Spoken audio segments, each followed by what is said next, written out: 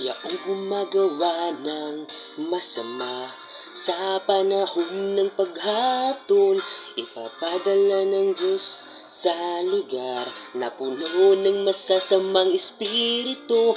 Katawan nila'y wawasakin ng mga ito, hanggat nais nila mangangamoy bangkay sila, angkop na parusa nila.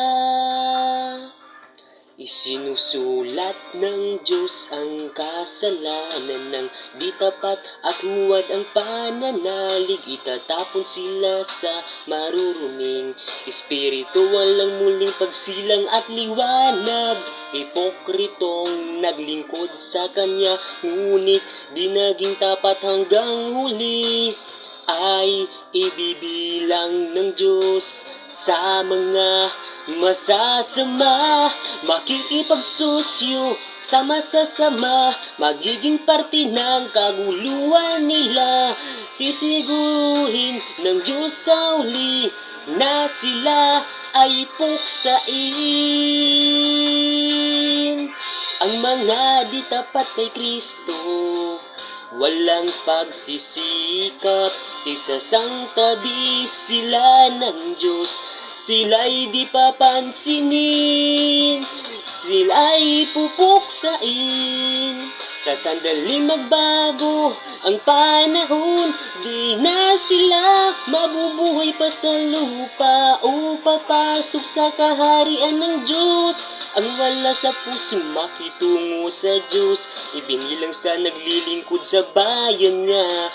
Ila'y mabubuhay, ang iba'y hindi, kasama ng mga nagkulang sa serbisyo.